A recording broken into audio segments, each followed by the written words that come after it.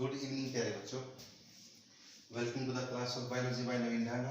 Today in 23rd lecture of biomolecule, we will study how do enzyme accelerate the rate of chemical reaction.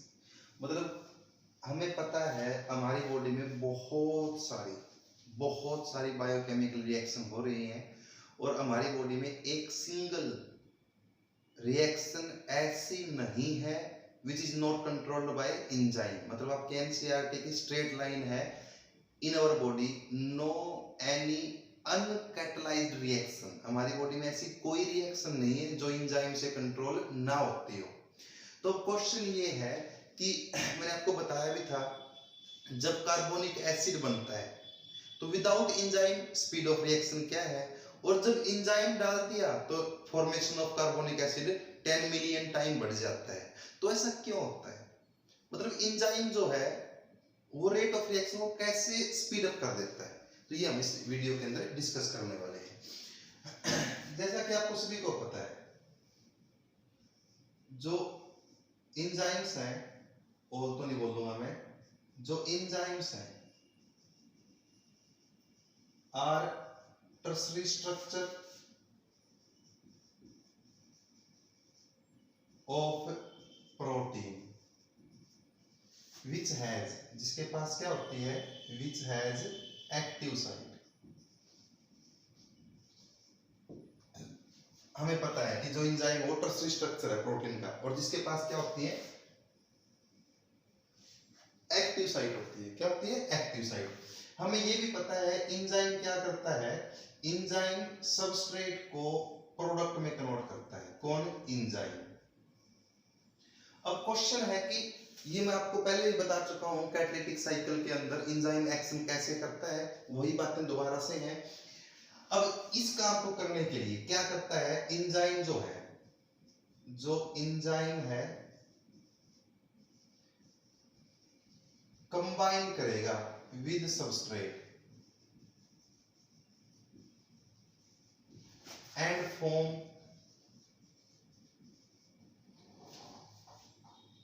Temporary ES complex. Enzyme substrate complex बनेगा which is necessary, जो कि necessary है. कौन? Enzyme substrate complex is necessary for enzyme action. किसी भी enzyme के action के लिए ES कॉम्प्लेक्स बनना बहुत जरूरी है. ये हम डिस्कस कर भी चुके हैं. Enzyme plus substrate ES complex बन जाएगा. और ये ES कॉम्प्लेक्स क्या होता है? ट्रांजिस्ट होता है, इंटरमीडिएट होता है. जो ये ES कॉम्प्लेक्स बना है ये क्या है कि ट्रांजिस्ट फिनोमिनन है, ये इंटरमीडिएट है. इंटरमीडिएट का मतलब ये शॉर्ट टाइम के लिए बनता है.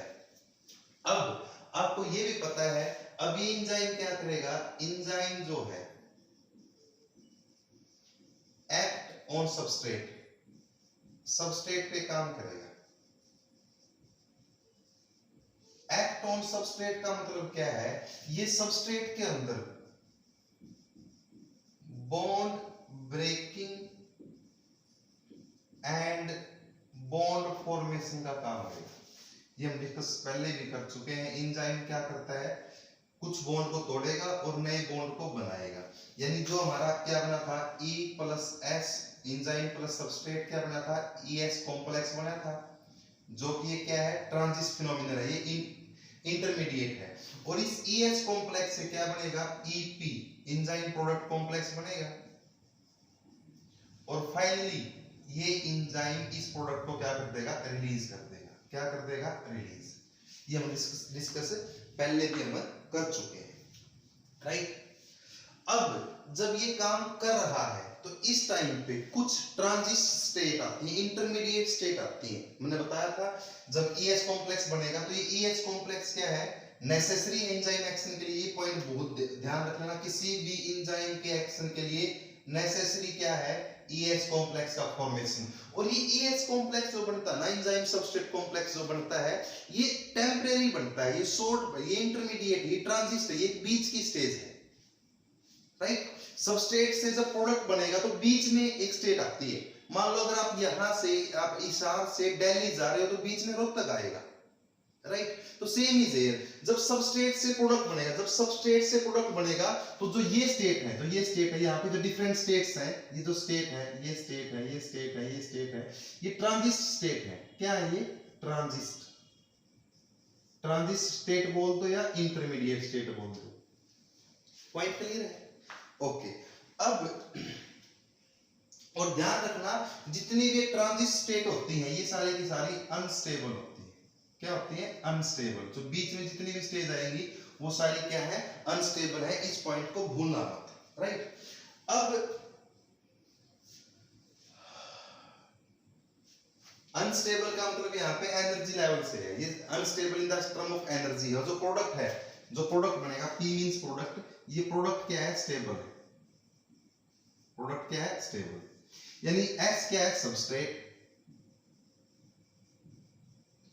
सबस्ट्रेट और एंजाइम का कॉम्प्लेक्स बन जाएगा, बीच में ट्रांजिट स्टेट आएगी और फाइनली मोर स्टेबल प्रोडक्ट बन जाएगा। इन सबस्ट्रेट लेस स्टेबल है, प्रोडक्ट मोर स्टेबल है इन टर्म ऑफ, अगर मैं एनर्जी बात करूं तो।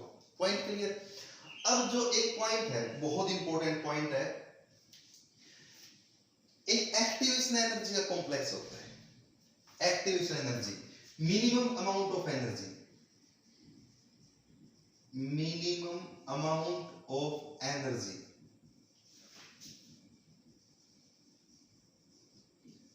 required to start the reaction। Reaction को स्टार्ट करने के लिए जो मिनिमम अमाउंट ऑफ एनर्जी होती है ना, that is called activation energy. इसको हम क्या बोलते हैं? इसको बोलते हैं एक्टिवेशन एनर्जी। बहुत इंपॉर्टेंट कंसेप्ट है ये। एक्टिवेशन एनर्जी क्या होती है? It's the minimum amount of energy. Let's देखो, इस सबस्ट्रेट से प्रोडक्ट कन्वर्ट करने में जो ये एनर्जी है, तो यहाँ पे दो लाइन है, एक तो सबस्ट्रेट ब्लू लाइन से प्रोडक्ट में कन्वर्ट हुआ है और एक सबस्ट्रेट रेड लाइन से प्रोडक्ट में कन्वर्ट हुआ है। यानी सबस्ट्रेट से प्रोडक्ट तक हमारी दो लाइनें आ रही है, राइट। जो ये जो दिखा रखा है, this is the amount of energy, ये एनर्जी है। मिनिमम अमाउंट ऑफ एनर्जी ये है, this is the activation energy. जो ये ब्लू, आप सिर्फ एक बार ब्लू लाइन को देख लें, लेट्स सी, इसको रेड को हटा देता हूं एक बार में। जो ये है ना, this is the difference, this is the amount of energy, this is the activation energy.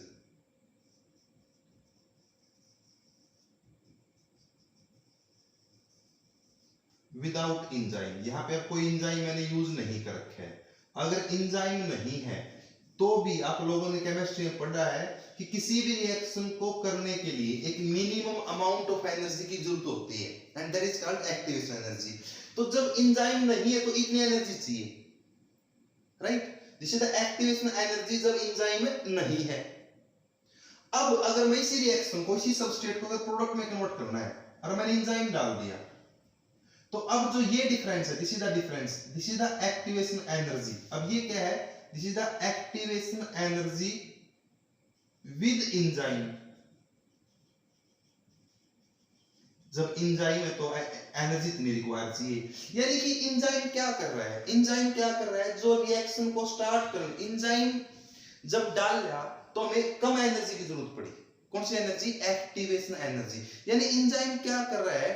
जो अमाउंट ऑफ एनर्जी रिक्वायर, जो अमाउंट ऑफ एनर्जी हमें चाहिए क्या करने के लिए? सबस्ट्रेट को प्रोडक्ट में कम कन्वर्ट करने के लिए, तो इस एनर्जी को कम कर देता है। क्या कर देता है? जो amount of energy required to start the reaction. देखो जब एंजाइम नहीं था तो इतनी एनर्जी की जरूरत थी, लेकिन जब हमने एंजाइम डाल दिया तो हमें सिर्फ इतनी एनर्जी की जरूरत है। यानी कि जब हमने एंजाइम डाला तो इसने क्या कर दिया? जो अमाउंट ऑफ एनर्जी की जरूरत थी to start the reaction, to initiate the reaction, तो उसने उस एनर्जी लेवल को कम कर दिया, और ऐसा होने से रिएक्शन फास्ट हो जाएगी। नहीं, पॉइंट समझ में आया? देखो जब हमने एंजाइम नहीं डाला है तो इतनी सारी एनर्जी जब दे देंगे तब रिएक्शन स्टार्ट हो रही है, राइट। क्लियर?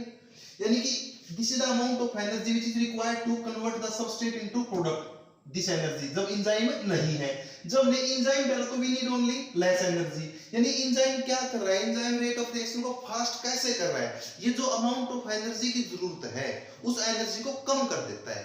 थोड़ी एनर्जी में रिएक्शन स्टार्ट हो जाती है, इसलिए रिएक्शन फास्ट हो जाती है।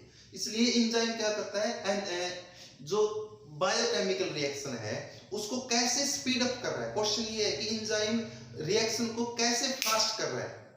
तो कैसे फास्ट कर रहा है, एंजाइम क्या कर देता है, एंजाइम जो है, enzymes lower down the activation energy, activation energy के अमाउंट को क्या कर देता है, कम कर देता है। और ऐसा होने से, ड्यू टू दिस, ऐसा होने से रिएक्शन, स्पीड ऑफ रिएक्शन बढ़ जाती है।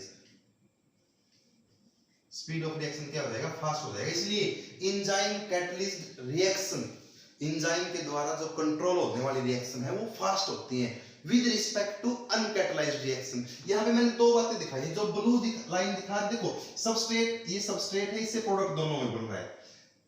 जब एंजाइम नहीं है तो एनर्जी ज्यादा लग रही है, जब एंजाइम है तो कम एनर्जी लग रही है। एनर्जी कम लग रही है तो रेट ऑफ रिएक्शन में क्या आएगा, फास्ट हो जाएगा। पॉइंट क्लियर है? ओके। तो एक्टिवेशन एनर्जी का क्या कंसेप्ट है, आपको सभी को क्लियर हो गया। यहाँ पे मैंने दो एक्सिस ले रखे हैं। एक्स एक्सिस पे प्रोग्रेस ऑफ रिएक्शन, और रिएक्शन किस डायरेक्शन में हो रही है, किस स्पीड से हो रही है। और वाई एक्सिस पे मैंने ले रखा है amount of energy required, you can say it's potential energy, right, या एक्टिवेशन एनर्जी आप इसको बोल सकते हो। तो एक्टिवेशन एनर्जी टाइप की क्या है, पोटेंशियल एनर्जी है, which is required to start the reaction, which is required to start the reaction. Point clear है? अब यहाँ पे दो बातें हैं। अब यहाँ पे एक बहुत इंपॉर्टेंट कंसेप्ट है जो आपके एनसीईआरटी की लाइन है। अब यहाँ पे एक चीज देखें, अब यहाँ पे जो सबस्ट्रेट है that is at higher level, और प्रोडक्ट जो है that is at lower level. जब सबस्ट्रेट तो हायर लेवल पे हो, पोटेंशियल एनर्जी ज्यादा है इस एनर्जी लेवल पे, प्रोडक्ट लोअर एनर्जी लेवल पे, you can see in the diagram. एक तो ये केस है, दूसरा केस और आपके सामने मैं ड्रॉ करता हूं। Let's see the another case.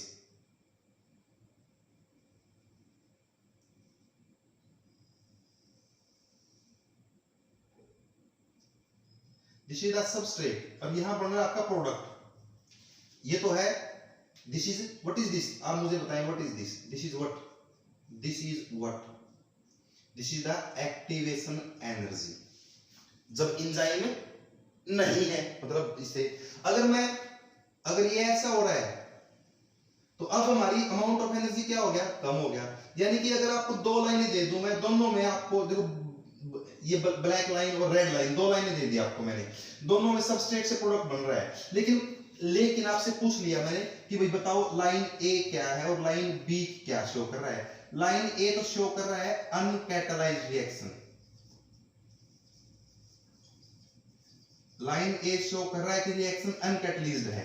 और जो लाइन बी है, जो बी लाइन, रेड वाली लाइन जो है, ये शो कर रहा है कि रिएक्शन कैसी है, कैटलाइज्ड रिएक्शन है। कैटलाइज्ड रिएक्शन मतलब एंजाइम यूज हो रहा है, एंजाइम प्रेजेंट है। और अनकैटलाइज्ड का मतलब क्या है, एंजाइम यहाँ पे नहीं है। कैसे पता चल रहा है आपको, क्योंकि इस रिएक्शन में, इसमें अनकैटलाइज्ड रिएक्शन में ब्लैक लाइन से शो कर रहा हूं, तो यहाँ पे अमाउंट ऑफ एनर्जी रिक्वायरमेंट क्या है, ज्यादा है, और रेड में क्या अमाउंट ऑफ एनर्जी रिक्वायर्ड कम है। अब यहाँ पे दो ग्राफ तुम्हारे सामने है, this is the graph first, this is the graph second. अब आप ग्राफ फर्स्ट को क्या देख रहे हो, आप ग्राफ फर्स्ट में देख रहे हो कि जो सबस्ट्रेट है this is at higher level, और प्रोडक्ट जो है it is at lower level. सारे काम हुए हैं, substrate plus enzyme, enzyme substrate complex बना, फिर एंजाइम प्रोडक्ट बना, फिर एंजाइम अलग, प्रोडक्ट अलग, प्रोडक्ट आ गया और एंजाइम अलग हो जाएगा, राइट। ग्राफ फर्स्ट में और सेकंड में कोई डिफरेंस नहीं है। इधर हमने एनर्जी ले रखा है, इधर हमने rate of progress of reaction ले रखी है, कोई फर्क नहीं है। This is the Y axis, this is the X axis. फर्क सिर्फ एक चीज का है, यहां पे भी अमाउंट ऑफ एनर्जी रिक्वायर्ड चाहिए, एक्टिवेशन एनर्जी यहां पे भी है, यहां पे भी है। यहां पे भी amount of energy required to start the reaction if enzyme is not present, ज्यादा है, एंजाइम है तो कम है। सेम इज हियर, यहां पे जो ब्लू लाइन शो हो रही है इज द अनकैटलाइज्ड रिएक्शन को शो कर रहा है, और यहाँ पे जो ये है, this is the energy required to start the reaction. जब एंजाइम है तो एनर्जी क्या चाहिए, ज्यादा चाहिए, जब एंजाइम है तो एनर्जी क्या चाहिए, कम चाहिए। एंजाइम सिर्फ करता क्या है, पॉइंट क्लियर है, एंजाइम एक्टिवेशन एनर्जी को लो कर देता है, और एक्टिवेशन एनर्जी कम होगी तो रेट ऑफ रिएक्शन अपने आप फास्ट हो जाएगा। Point clear. अब जो इन दो ग्राफ में डिफरेंस है ये आपको मैं बताने वाला हूं, एक सेकंड में थोड़ा सा पानी पी लूं।